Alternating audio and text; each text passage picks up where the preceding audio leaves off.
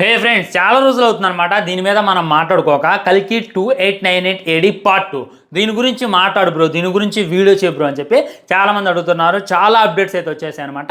వాటి గురించి డీటెయిల్గా నేనైతే మీ ముందు వివరించేటటువంటి ప్రయత్నం చేస్తా.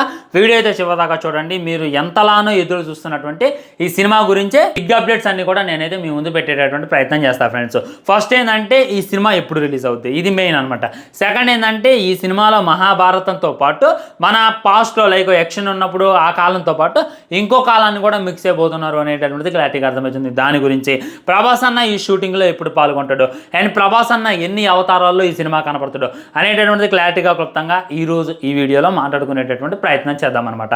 ఫస్ట్ చూసుకున్నట్లయితే కల్కి 2898 AD దీంట్లో సుమతి క్యారెక్టర్ లైక్ దీపికా పదుకునే ఎవరైతే ఉన్నారో ఈ సినిమా నుండి పూర్తిగా తప్పుకున్నారు. ఈ విషయం మీ అందరికీ తెలుసు అనమాట. వాళ్ళే అధికారికంగా తెలియజేశారనమాట.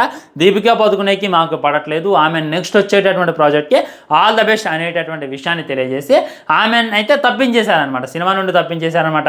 మెయిన్ రీజన్స్ ఏంటంటే ఆవిడ ప్రమోషన్స్కి రాదు అనేటటువంటిది ఇంకోటి, అండ్ ఆవిడ డిమాండ్స్, వాటన్నిటి గురించి కూడా మనం చాలా వీడియోలు మాట్లాడుకుందాం. వీటి గురించి దాని గురించి ఇక్కడ స్పెషల్గా డిస్కషన్ చేయాల్సిన అవసరం ఏం లేదనమాట. వేరే టాపిక్స్ అయితే మాట్లాడుకునేటటువంటి ప్రయత్నం చేద్దాం. ఫస్ట్ ఏంటంటే సుమతి క్యారెక్టర్ ఎవరు చేస్తున్నారు అనేటటువంటి దానికి ప్రియాంక చోప్రా పేరు వినపడుతుంది.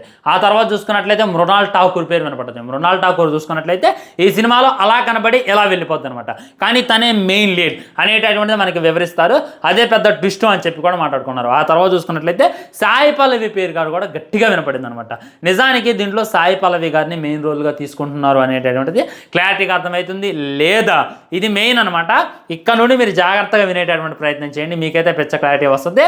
అసలు హీరోయిన్నే రోల్ లేదంట. అది ఏదైతే ఉందో పార్ట్ 3లో ప్లాన్ చేసేటటువంటి ప్రయత్నం మన నాగశ్విన్ చేస్తున్నాం అని చెప్పి గట్టిగా వినపడుతుంది అనమాట. ఇది కొత్త ఏం కాదనమాట. లైక్ ఈ సినిమా ఏదైతే ఉందో మొత్తం 3 పార్ట్లు అంటాం, 3 పార్ట్లు కాదు అంతకుమించి ఎక్కువగానే ఉండొచ్చు అనేటటువంటిది మనకైతే వివరించేటటువంటి ప్రయత్నం. ఫస్ట్ చూసుకున్నట్లయితే మన కల్కిలో కలియుగం ఎలా ఉంటుంది అనేటటువంటిది చూపించారు. లైక్ యాక్షన్ వచ్చిండు, తను చూసుకున్నట్లయితే కాంప్లెక్స్ అనేటటువంటిది నిర్మించిండు, అక్కడ తీసుకెళ్ళిండి ఇచ్చేసిండు. ఇదంతా కూడా మనకి ఫస్ట్ పార్ట్లో చూపించేశారు. ఆ తర్వాత సుమతి దొరకడం, దానికోసం భైరవ ఫైట్ చేయడం, ఆ తర్వాత అశ్వత్థామ ఫైట్ చేయడం, లాస్ట్లో చూసుకున్నట్లయితే మహాభారతం టచ్ ఇలా ఇచ్చేయడం. ఇది మనకి జస్ట్ స్టార్టింగ్ అనంట. సో పార్ట్ 2లో చూసుకున్నట్లయితే మీ అందరికీ గుర్తుందా, క్లైమాక్స్లో లైక్ మన అశ్వత్థామ అయితే జీని గట్టిగా పట్టుకుంటాడు అనమాట. పట్టుకుంటుంటే అప్పుడు భైరవ ఒక స్విచ్ నొక్కబోతుంటే వద్దు భైరవ, దీన్ని నొక్కితే మనం ఎక్కడికి వెళ్ళి పడతామో కూడా తెలీదు అనేటటువంటి మాట బుజ్జి అయితే చెప్పింది. ఇక దాంతో వేరే ఆప్షన్ లేక మనోడైతే ఆ బటన్ నొక్కుతాడు. అక్కడ నుండి బుజ్జి అయితే వెళ్ళిపోద్ది అనమాట. సో తను ఎక్కడికి వెళ్ళి పడ్డారు అనేటటువంటి కాన్సెప్ట్ ద్వారా ఈ సినిమాని మనం ముందు పెట్టేటటువంటి ప్రయత్నం చేస్తున్నారని చెప్పి క్లారిటీగా అర్థమవుతుంది. అలా వెళ్ళేటటువంటి ప్రయత్నంలో సుమతి అంటే కింద పడిపోద్దంట. లైక్ తన మొహాన్ని చూపించకుండా జాగ్రత్తగా మనకైతే చూపించేటటువంటి ప్రయత్నం చేస్తారు. అక్కడి నుండే బుజ్జి మరియు భైరవ చూసుకున్నట్లయితే ఇప్పుడు డైరెక్ట్గా త్రేతాయుగానికి లైక్ రామాయణం జరిగేటటువంటి టైం లైన్కి వెళ్ళిపోతారు అనేటటువంటిది సోషల్ మీడియాలో బాగా వైరల్గా మారింది ఫ్రెండ్స్. సో ఇక్కడ డైరెక్ట్గా రామాయణం జరిగేటటువంటి టయానికి వెళ్ళినప్పుడు అక్కడ రాముల వారిని ఎలా చూపిస్తారు, లక్ష్మణ వారిని ఎలా చూపిస్తారు, రావణ్ని ఎలా చూపిస్తారు, హనుమంతుల వారిని ఎలా చూపిస్తారు అనేటటువంటి దానికోసం కూడా మనమైతే ఇగ్గల్ని వెయిట్ చేయాలన్నమాట. దానికి నాగశ్విన్ అయితే ఏదో గట్టిగానే ప్లాన్ చేసిండు. లైక్ అర్జున్ వారి క్యారెక్టర్లో చూసుకున్నట్టయితే విజయ్ దేవరకొండ నటించిండు. దుల్కర్ సల్మాన్ క్యారెక్టర్ కూడా ఒకళ్ళు చేశారనమాట.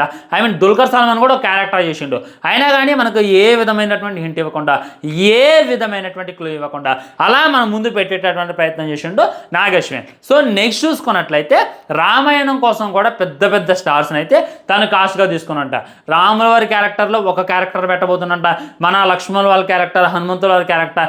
లైక్ మనకి మహాభారతాన్ని అయితే నాగశ్విన్ దీంట్లో చూపించేటటువంటి ప్రయత్నం చేసిండు.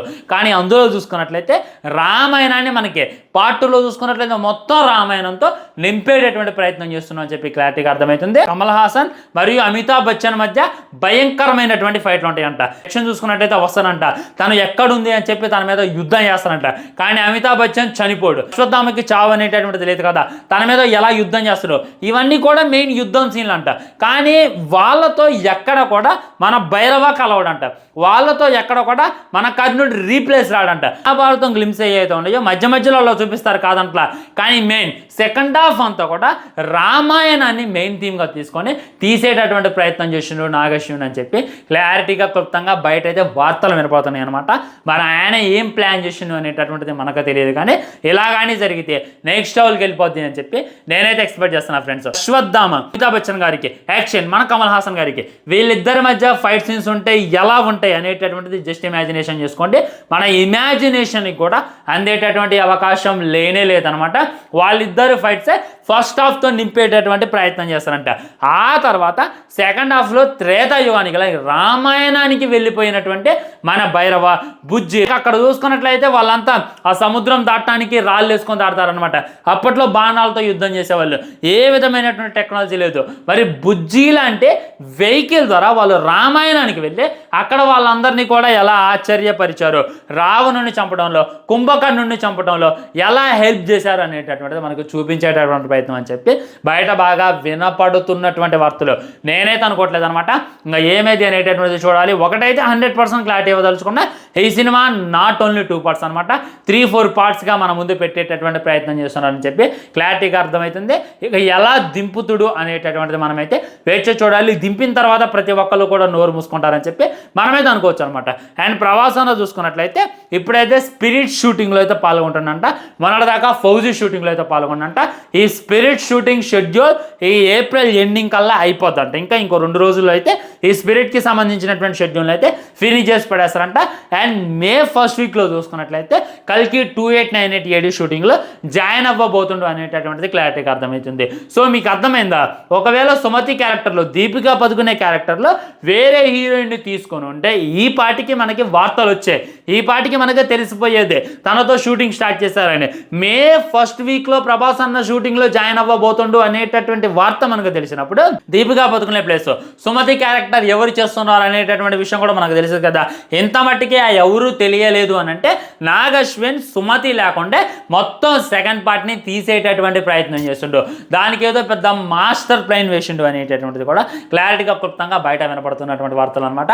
నేనైతే మరీ వెయిట్ చేస్తున్నా. జస్ట్ మహాభారతం టచ్ ఇచ్చిందంతే, మహాభారతాన్ని కూడా పూర్తిగా చూపించలేదు. ఆలస్యమైందా ఆచార్య పుత్ర అని చెప్పి ఒకే ఒక్క డైలాగ్తో గూస్బంప్స్ తెప్పించిండు. లాస్ట్ 20 నిమిషాలు ప్రతి ఒక్కరిని కూడా అస్టానిష్ చేసి అలా కూర్చోబెట్టిండు. ఈసారి రామాయణాన్ని తన స్టైల్లో చూపించేటటువంటి ప్రయత్నం చేస్తున్నాం అని చెప్పి క్లారిటీగా అర్థమవుతుంది అనమాట. సో మరి భైరవాకి మన రామాయణానికి ఏం సంబంధం ఉంది, రామాయణానికి తను వెళ్ళడానికి గల కారణాలు ఏంటి అనేటటువంటిది కూడా మనకు చూపిస్తారు. వాళ్ళైతే ఒక టైం లూప్లో అయితే పడిపోతారనమాట. ఏ కాలానికి వెళ్తున్నారు, ఏ కాలం నుండి ఏ విధమైనటువంటి మెసేజ్లు వస్తుంది, ఏ కాలంలో మేము ఉంటున్నాం అనేటటువంటి విషయం కూడా వాళ్ళకి తెలియదంట. దాన్ని చిత్రీకరించేటటువంటి భాగంలో నాగశ్విన్ గట్టిగా పోరాడుతున్నాను అనమాట. సో సినిమా రిలీజ్ డేట్ ఎప్పుడంటే ఈ 2027 ఎండింగ్ కల్లా రిలీజ్ చేయాలి అని చెప్పి ప్లాన్ చేస్తున్నారు. అది కుదరకపోతే మట్టికి 2028 సంక్రాంతిలో మనం ముందుకు రావాలి అని చెప్పి గట్టిగా అనుకుంటున్నారు ఫ్రెండ్స్. ఏమైంది అనేటటువంటి మనమైతే చూడాలి. మ్యాక్సిమం ప్రభాస్ అన్న బర్త్డే ఉంది కదా అక్టోబర్లో, అప్పుడైతే కల్కి 2 నుంచి ఒక బిగ్ అప్డేట్ ఉంటుంది, ఒక బిగ్ సర్ప్రైజ్ ఉంటుంది. ఇదైతే నేను ఫైనల్గా చెప్పేది. వీడియో లైక్ చేయండి, షేర్ చేయండి, ఛానల్ సబ్స్క్రైబ్ చేయండి. అప్పుడు చూసుకున్నట్లయితే అప్పటికి మన ఫౌజీ సినిమా రిలీజ్ అయిపోతుంది, దాంట్లో డౌట్ లేదు. స్పిరిట్ నుండి అప్డేట్ ఉంటుంది అండ్ మన కల్కి 2898 AD నుండి కూడా అప్డేట్ ఉంటుంది అని చెప్పి క్లారిటీగా బయట వినపడుతున్నటువంటి వార్తలు అనమాట. ఉంటా మరి ఛానల్ని సబ్స్క్రైబ్ చేసుకొని వీడియో లైక్ చేయండి, వీడియో దగ్గర షేర్ చేయండి. వందే మాత్రం, జై హింద్.